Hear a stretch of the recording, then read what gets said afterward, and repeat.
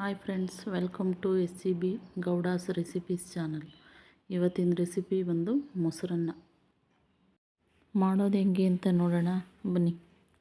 ಒಗ್ಗರಣೆ ಮಾಡೋದಕ್ಕೆ ಕಡಲೆಬೇಳೆ, ಜೀರಿಗೆ, ಕರಿಬೇವು, ಹಸಿಮೆಣಸಿನ್ಕಾಯಿ, ಕೊತ್ತಂಬರಿ ಸೊಪ್ಪು, ದಾಳಿಂಬೆ ಹಣ್ಣು ಇಷ್ಟು ತೊಗೊಂಡಿದ್ದೀನಿ.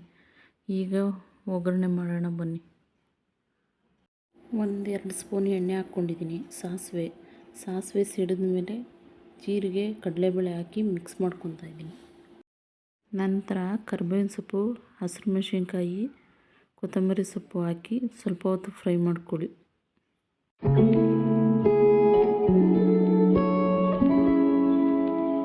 ಒಂದು ಅರ್ಧ ಲೀಟ್ರು ಮೊಸರು ಇಟ್ಕೊಂಡಿದ್ದೀನಿ. ಒಗ್ಗರಣೆ ಮಾಡಿದ ಪ್ಯಾನ್ನ ಸೈಡ್ಗೆ ಎತ್ತಿಟ್ಕೊಂಡಿದ್ದೀನಿ. ಸ್ವಲ್ಪ ಹೊತ್ತು ಒಗ್ಗರಣೆನ ಆರಕ್ಕೆ ಬಿಡಬೇಕು.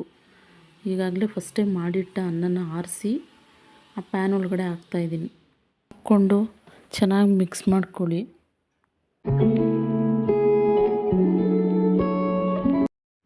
ಮಿಕ್ಸ್ ಮಾಡ್ಕೊಂಡು ನಂತರ ಮೊಸರು ಹಾಕ್ಕೊಳ್ಳಿ.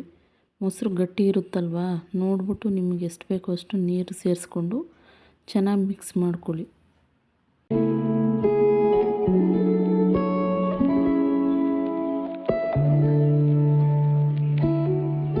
ಈಗ ರುಚಿಗೆ ತಕ್ಕಷ್ಟು ಉಪ್ಪು ಹಾಕ್ಕೊಳ್ಳಿ. ಹಾಕಿ ಮಿಕ್ಸ್ ಮಾಡ್ಕೊಂಬಿಡಿ. ದಾಳಿಂಬೆ ಹಣ್ಣಿನ ಬೀಜಗಳನ್ನ ಬಿಡಿಸಿಟ್ಕೊಂಡು ಅದರೊಳಗಡೆ ಹಾಕಿ ಮಿಕ್ಸ್ ಮಾಡ್ಕೊತಾ ಇದ್ದೀನಿ.